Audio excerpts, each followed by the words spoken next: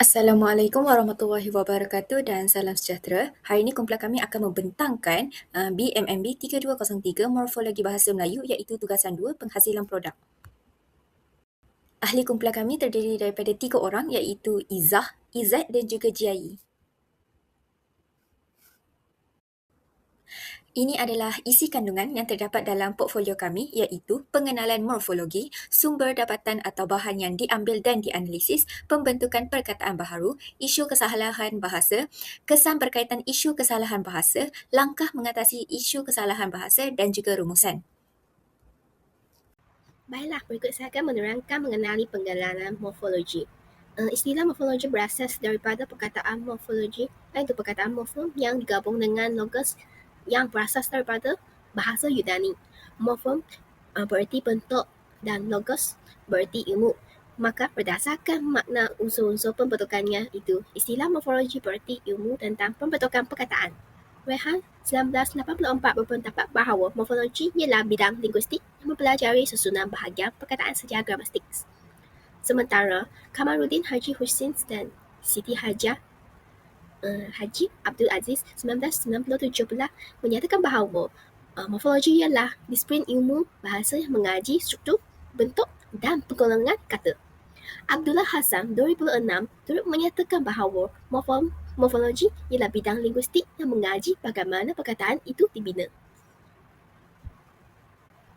Kajian ini dilakukan terhadap unsur-unsur yang membentuk perkataan, proses-proses membentuk perkataan dan bentuk-bentuk perkataan ialah morfem dan kata. Nik Shafia Karim 1996 pula telah menjelaskan beberapa konsep morfologi iaitu bentuk, struktur dan penggolongan kata. Bentuk kata pula ialah rupa unit tanda bahasa sama ada dalam bentuk tunggal atau hasil proses perimbuhan, pemajukan dan penggandaan. Struktur kata ialah susunan, bentuk bunyi ujaran atau lambang tulisan yang menjadi unit tanda bahasa yang bermakna. Penggolongan kata pula adalah merujuk proses menjeniskan perkataan berdasarkan keserupan bentuk dan fungsi dengan anggota lain dalam kumpulan yang sama. Berdasarkan definisi tersebut, dapat disimpulkan bahawa morfologi ialah bidang linguistik berkaitan antara satu morfem sama ada bebas iaitu yang boleh berdiri sendiri, misalnya pandai, atau yang terikat iaitu imbuhan kean dalam perkataan kepandaian dengan morfem yang lain untuk membentuk perkataan. Baiklah, untuk perkara 2.0 iaitu sumber dapatan atau bahan yang diambil dan dianalisis, kita mendapati ada 3 bahan iaitu media cetak, media elektronik dan bahasa dan dialek. Dan bagi untuk media cetak seperti akhbar, majalah dan poster yang sering menjadi medium penyebaran maklumat kepada masyarakat. Walau bagaimanapun, terdapat pelbagai kesalahan bahasa yang berlaku seperti kesalahan ejaan, penggunaan kata sendi dan struktur ayat. Kesalahan ini menunjukkan kelemahan dalam penguasaan tata bahasa yang betul. Dan untuk media elektronik iaitu seperti televisyen, radio dan platform digital memainkan peranan yang penting dalam penyebaran maklumat kepada masyarakat. Namun begitu, perkembangan pesat teknologi komunikasi turut membawa kepada pelbagai isu bahasa yang lebih ketara melalui penggunaan bahasa rojak iaitu pencampuran bahasa Melayu dan bahasa Inggeris dalam satu ayat. Dan bagi untuk sumber dapatan dari aspek bahasa dan dialek iaitu merupakan versi ataupun variasi bahasa yang digunakan oleh masyarakat di kawasan tertentu. Walaupun dialek penting sebagai identiti budaya, penggunaannya dalam konteks formal boleh menyebabkan kesalahan bahasa. Hal ini kerana bahasa standard diperlukan untuk memastikan kefahaman yang lebih dan seragam dalam kalangan penutur dari pelbagai latar belakang. Baiklah, seterusnya kita pergi kepada 3.0 iaitu pembentukan perkataan baharu. Yang pertama, kita pergi kepada bunyi asli bahasa Melayu. Bunyi asli bahasa Melayu terbahagi kepada 3 iaitu konsonan, vokal dan juga diftong. Okey, yang pertama kita pergi kepada konsonan dahulu. Konsonan, dia terdapat 18 konsonan asli dalam bahasa Melayu. Ia melibatkan semua huruf kecuali huruf F, V dan juga X. Dan konsonan ni boleh hadir di awal, tengah dan akhir perkataan. Dan kedudukannya dapat membezakan makna perkataan tersebut. Sebagai contoh yang kita boleh lihat kat sini, konsonan yang pertama iaitu huruf B. Contoh di sini batu, ambil, sebab. Kedudukan huruf B di sini membezakan makna setiap perkataan. Konsonan yang kedua ialah huruf T. Contoh perkataan tangan, kata, kuat. Dan konsonan yang terakhir iaitu huruf S. Contoh perkataan sikat, asam dan beras. Seterusnya, kita pergi kepada vokal. Vokal ia terdiri daripada 6 vokal utama iaitu A, E, I, O, U. E terbahagi kepada 2 iaitu E pepet dan juga E taling. Okey, kedudukan vokal ni mempengaruhi sebutan dan juga ritma sesuatu bahasa itu. Okey, sebagai contoh kita boleh lihat kat sini, vokal yang pertama iaitu huruf A. Contoh perkataan ayam, makan, bola. Kedudukan vokal di sini dia membezakan sebutan sebutan perkataan tersebut dan juga ia juga membezakan makna sesuatu perkataan itu. Okey, vokal yang kedua ialah I. Ialah huruf I. Contoh perkataan ikan, bilah, lari. Dan vokal yang terakhir huruf U. Contoh perkataan ular, buku, batu.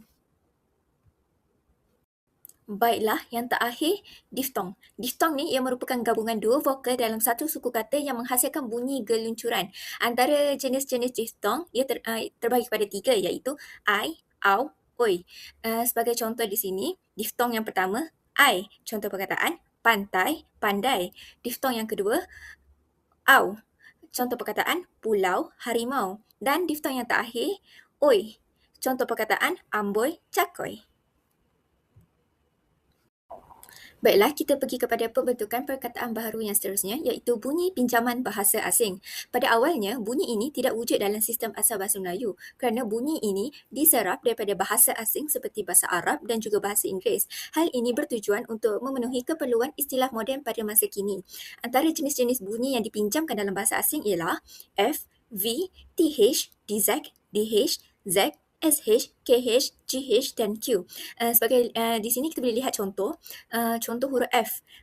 Kita guna huruf F ni sebagai perkataan fitrah, tafsir, maaf. Bagi yang kedua, KH. Kita gunakan bagi perkataan khas, rukhsah, tarikh. Bagi yang terakhir, GH. Kita gunakan sebagai perkataan ghaib, maghrib, baligh.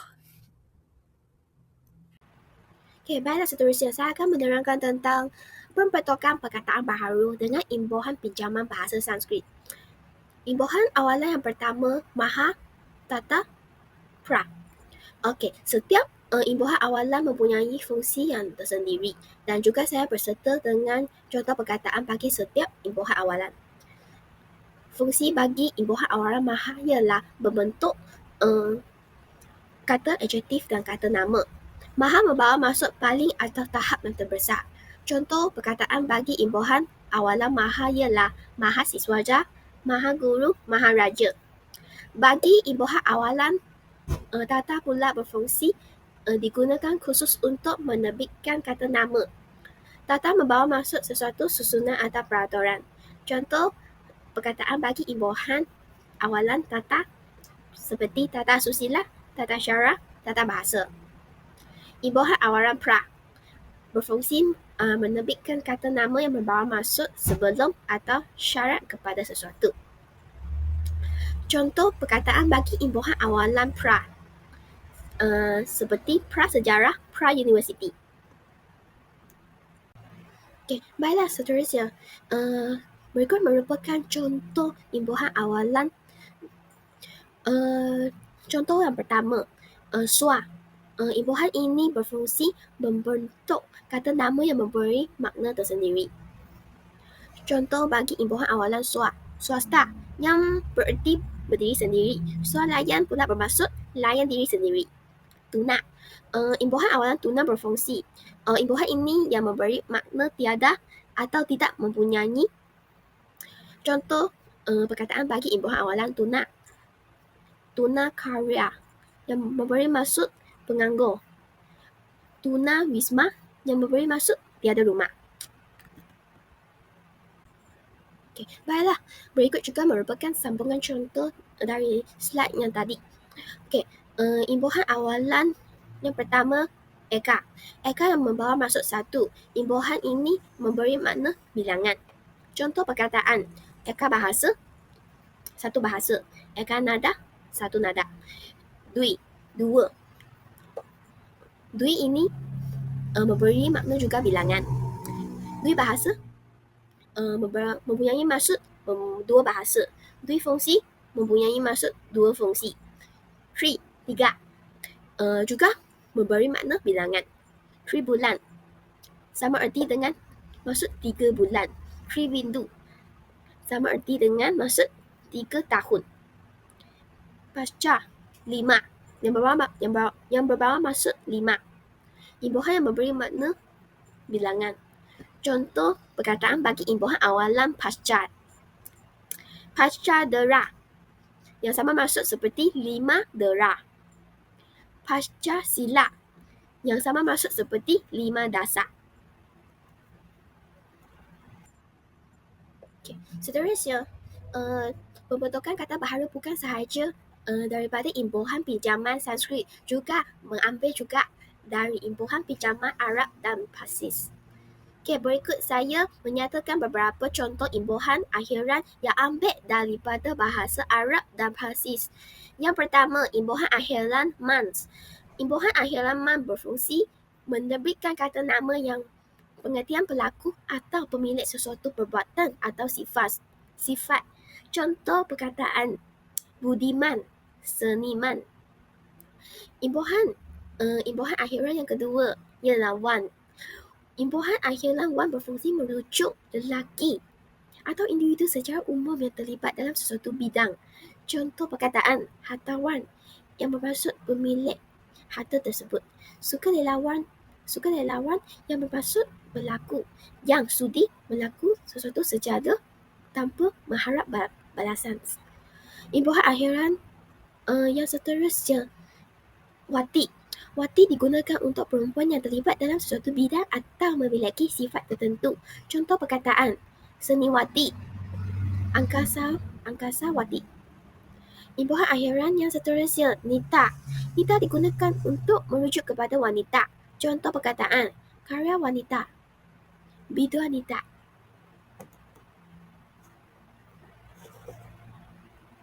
Baik, untuk pembentukan perkataan baharu yang masih di dalam imbuhan pinjaman Arab dan Parsi, kita akan lihat pula untuk imbuhan awalan, di mana ia hanya terdapat satu saja, iaitu imbuhan awalan B yang berfungsi sebagai membawa maksud tidak. Dan sebagai contohnya, perkataan yang menggunakan imbuhan awalan B iaitu binomal, binomal, yang membawa maksud tidak normal.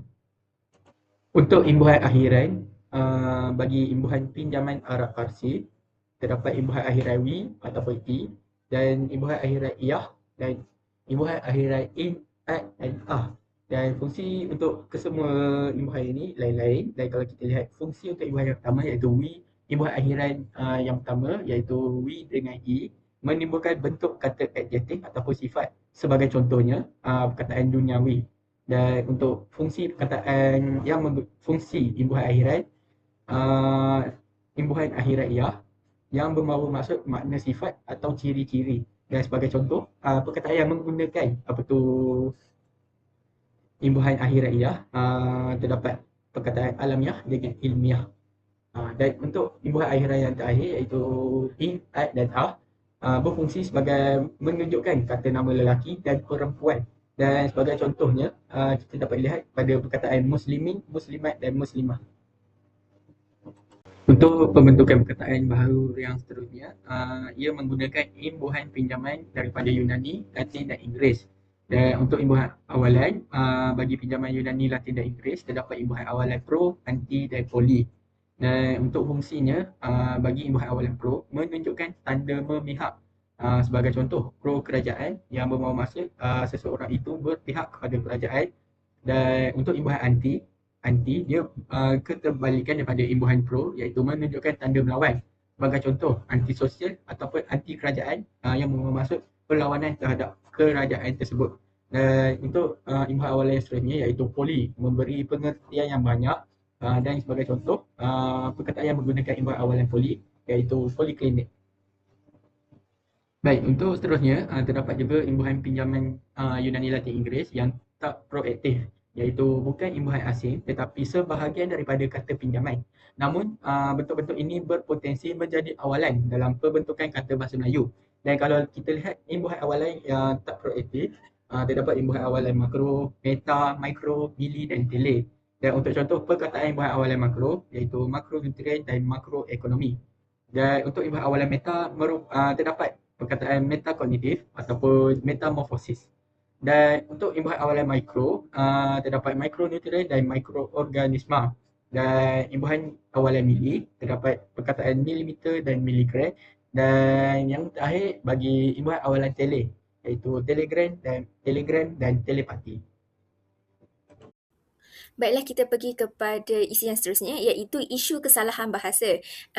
Di sini saya ambil kesalahan bahasa berdasarkan saya lihat daripada persekitaran masyarakat, terutama di Bazar Ramadan lah pada bulan puasa ini. Okey, di sini saya dapat melihat satu papan tanda, iaitu ia tertulis melawati dunia kebab. Kesalahan di sini iaitu kesalahan ejaan, iaitu melawati dunia kebab. Jika kita betulkan, sebenarnya ejaan dunia tu salah. Dia sepatutnya kita eja melawati dunia kebab. Daripada kita dapat lihat kat sini lah, kesalahan ni kita dapat tengok ia jelas berpunca daripada pengaruh sistem ejaan bahasa asing dan kegagalan mematuhi piawaian fonemik bahasa Melayu dan juga mengikut standard DBP yang telah ditetapkan.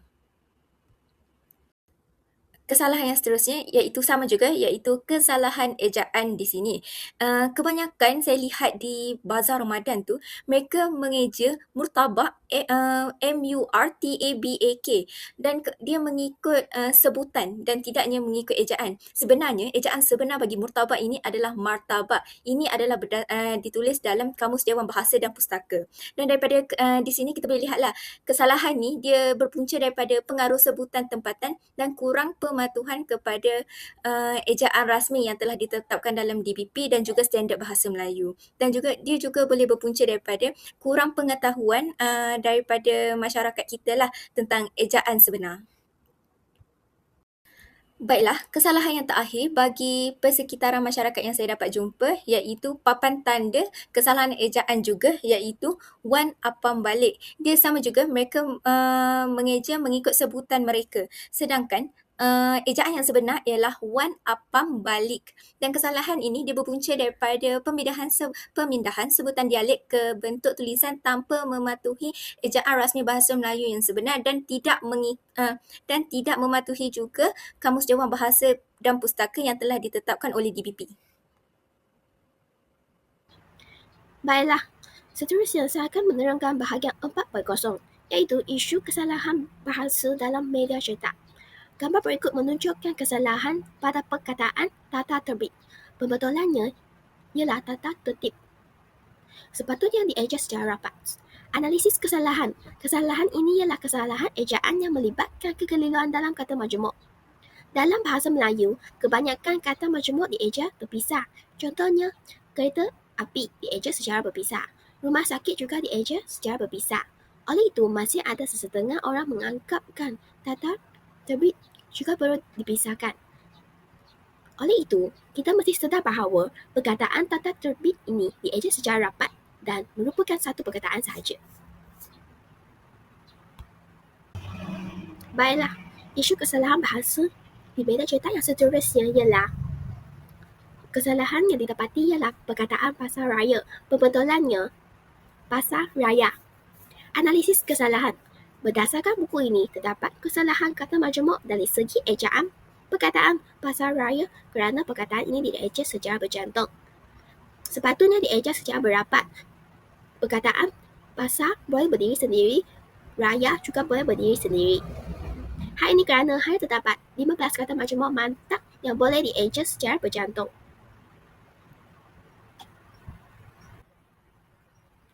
Kesalahan yang seterusnya ialah angin kencing. Pembetulannya ialah angin kencang. Analisis kesalahan. Jenis kesalahan yang berlaku ialah kesalahan penggunaan ejaan dalam konteks. Kesalahan ini berlaku disebabkan oleh kedua-duanya hampir sama dari segi bunyi dan hanya berbeza dari konsonan cang dengan cing. Oleh itu, dalam konteks tersebut, kita sepatutnya menggunakan perkataan angin kencang dan tidak ada wujud perkataan angin kencing. Kesalahan bahasa yang saya mendapati yang seterusnya ialah beberapa buah pokok.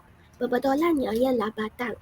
Analisis kesalahan. Kesalahan yang berlaku ialah penggunaan salah penjodoh bilangan dalam konteks.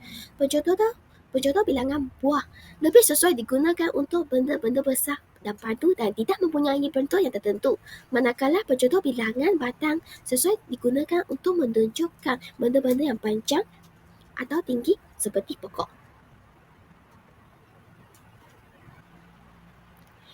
Isu kesalahan bahasa yang seterusnya yang telah saya mendapati di media elektronik ialah pasca banjir. Pembetulannya ialah pasca banjir yang dieja secara rapat, tidak berjarak. Analisis kesalahan. Kesalahan ini tergolong sebagai kesalahan ejaan. Situasi ini berkaitan dengan aspek morfologi, khususnya penggunaan imbuhan awalan pinjaman pasca. Pasca ialah imbuhan awalan bermaksud selepas, bukan kata bebas. Namun, ramai menganggap pasca sebagai kata biasa, lalu menulisnya secara terpisah, seperti kata majmuk contohnya pasca ruang banjir. Perkebaan bahasa Melayu yang berterusan menyebabkan imbuhan pasca menjadi bahagian penting dalam sistem ejaan bahasa Melayu. Walau bagaimanapun, kesalahan ejaan yang sering berlaku kerana kurang perhatian orang ramai kehadap penggunaan awalan yang berasas dari bahasa Sanskrit. Isu kesalahan bahasa yang telah saya mendapati di media elektronik yang seterusnya ialah perkataan pelantikan telah terdapat kesalahan, terlebih huruf R. Pembetulannya ialah pelantikan. Analisis kesalahan. Kesalahan tergolong dalam kesalahan ejaan. Kesalahan ini berkaitan dengan morfologi, khususnya pembentukan kata berimbuhan. Perkataan pelantikan terbentuk daripada kata dasar lantik. Apabila peng bertemu dengan huruf L menjadi pe, maka terbentuklah PE tambah lantik LN TIK lantik tambah imbuhan akhiran an menjadi perkataan pelantikan. Isu kesalahan bahasa yang seterusnya yang saya telah mendapati di media elektronik iaitu GRAPS ialah kesalahan perabot. Sepatutnya ditulis sebagai perabot. Analisis kesalahan. Kesalahan ini tergolong sebagai kesalahan ejaan ortografi yang melibatkan kekeliruan huruf waka U dan O. Bentuk yang betul ialah perabot, manakala perabot ialah ejaan yang tidak baku. Daripada aspek bahasa dan dialek, kita dapat lihat contoh di sini iaitu poster festival kesenian rakyat Kelantan. Dan kalau kita lihat kesalahan yang terdapat dalam poster tersebut iaitu menggunakan perkataan Kelantan ataupun dia terdiri daripada sebutan dialek Kelantan. Akan tetapi pembetulan bagi kesalahan tersebut iaitu Kelantan. Penggunaan Kelantan tidak sesuai dalam konteks rasmi kerana ia tidak mematuhi bahasa Melayu standard. Dan terdapat juga kesalahan yang kedua iaitu pakat mari belaka yang menggunakan dialek Kelantan juga, dan pihak yang berwajib dapat menggunakan ataupun dapat membetulkan poster tersebut dengan penggunaan perkataan mari semua, kerana frasa ini bersifat tidak formal dan lebih sesuai untuk komunikasi santai dan bukan penulisan rasmi atau umum untuk diedarkan kepada masyarakat. Dan kesalahan bahasa dalam poster ini berpunca daripada pengaruh dialek Kelantan itu sendiri, khususnya dalam penggunaan kosakata. Walaupun unsur dialek dapat menonjolkan identiti budaya tempatan, penggunaannya dalam konteks rasmi perlu diselaraskan dengan bahasa Melayu standard bagi memastikan ketepatan bahasa dan kefahaman hal yang lebih luas dan tidak menimbulkan sebarang konflik dalam fahaman setiap masyarakat. Baik, seterusnya untuk aspek bahasa asing, dan kalau kita lihat di sini ada rajah yang menunjukkan penggunaan bahasa rojak. Penggunaan bahasa rojak atau pencampuran kod menyebabkan kesalahan dari segi kosakata dan struktur ayat. Fenomena ini sering berlaku dalam kalangan masyarakat ataupun pelajar pada hari ini akibat dominasi bahasa Inggeris dalam pendidikan dan komunikasi moden. Dan kalau kita lihat untuk antara kesalahan yang terdapat dalam rajah tersebut, yang pertama iaitu terdapat pencampuran kod dalam ayat. Sebagai contoh, ayat tersebut berbunyi seperti I tell you, kalau you tak boleh repeat itu part, I cannot give it you money. Kalau kita lihat di situ, terdapat pencampuran kod dalam ayat tersebut yang dapat menyebabkan kekeliruan kepada sesetengah individu. Dan untuk kesalahan yang kedua iaitu penggunaan kata ganti nama bahasa Inggeris. Sebagai contoh, penggunaan kata ganti nama bahasa Inggeris I dan you dalam berkomunikasi sesama individu. Penggunaan kata ganti nama perlu konsisten dalam satu bahasa untuk menjaga kejelasan dan kesantunan. Seterusnya, kita pergi kepada kesan berkaitan isu kesalahan bahasa. Kesan yang pertama ialah ia menjejaskan kejelasan komunikasi. Kesalahan bahasa seperti tata bahasa, ejaan dan struktur ayat boleh menyebabkan mesej tidak difahami atau disalah tafsir. Jika mesej itu disalah tafsir, ia boleh menyebabkan salah faham antara manusia dalam komunikasi itu dan juga sekiranya lebih buruk, ia boleh menyebabkan kepada pergaduhan. Okey, ia juga akan berlaku kekeliruan dalam komunikasi harian dan juga profesional. Kesan yang kedua ialah menjatuhkan kredibiliti individu. Penggunaan bahasa yang salah dalam penulisan akademik atau komunikasi harian mencerminkan tahap pendidikan dan profesionalisme seseorang. Terutamanya bagi seorang pelajar universiti, sekiranya dalam penulisan akademik mereka terdapat kesalahan bahasa, pelajar itu boleh dikira dia boleh dianggap sebagai seseorang yang mempunyai penguasaan bahasa, tahap penguasaan bahasa yang lemah. Okey, ia juga dapat menjejaskan imej diri terutamanya dalam bidang akademik dan juga kerjaya. Kesan yang ketiga ialah menghakis martabat bahasa Melayu. Kesalahan bahasa yang berleluasa boleh menurunkan standard penggunaan bahasa Melayu sebagai bahasa kebangsaan dan dan ia juga boleh menyebabkan bahasa Melayu kita ni dia semakin dilupakan sekiranya kita tidak mengamalkan standard bahasa Melayu yang betul. Bahasa Melayu ni akan dilihat tidak penting di mata masyarakat ataupun kurang bernilai di mata dunia dalam kalangan generasi muda pada masa kini.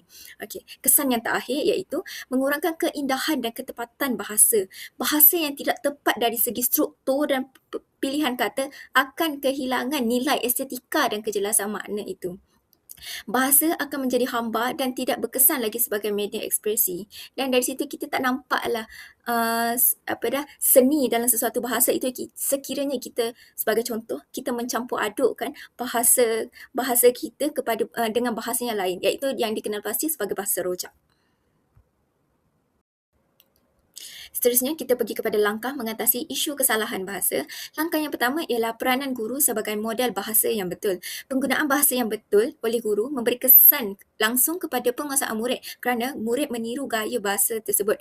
Murid ni apabila di sekolah, apabila mereka melihat perilaku ataupun perbuatan seseorang guru tersebut, mereka akan lakukan benda yang sama, benda yang apa yang mereka nampak.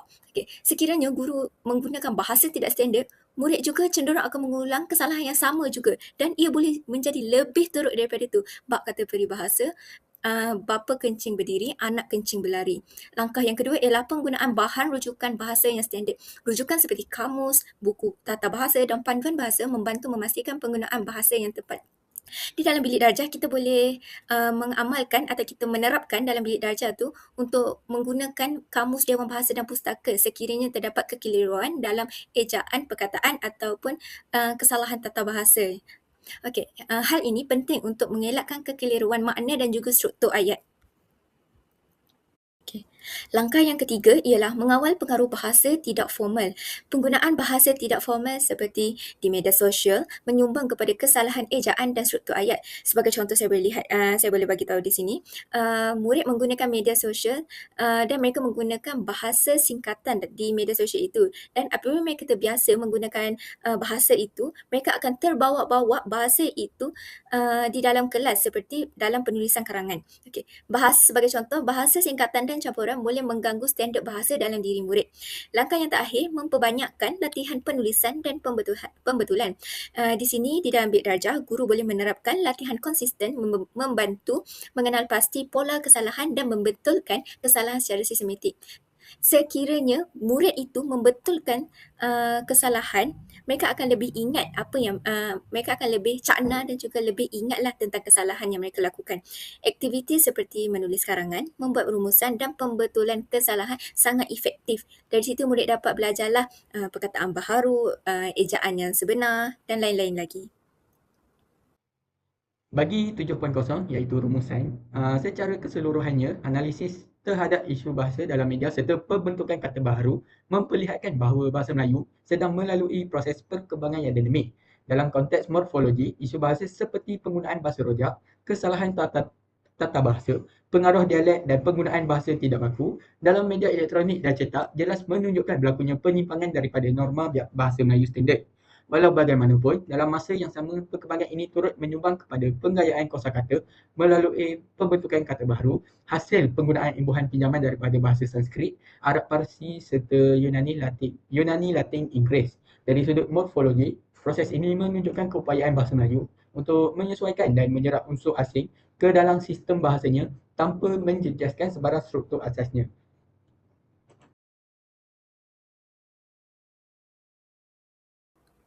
Baiklah, itu sahaja daripada kumpulan kami. Maaf sekiranya terdapat silap tutur bicara daripada kami. Sekian, terima kasih.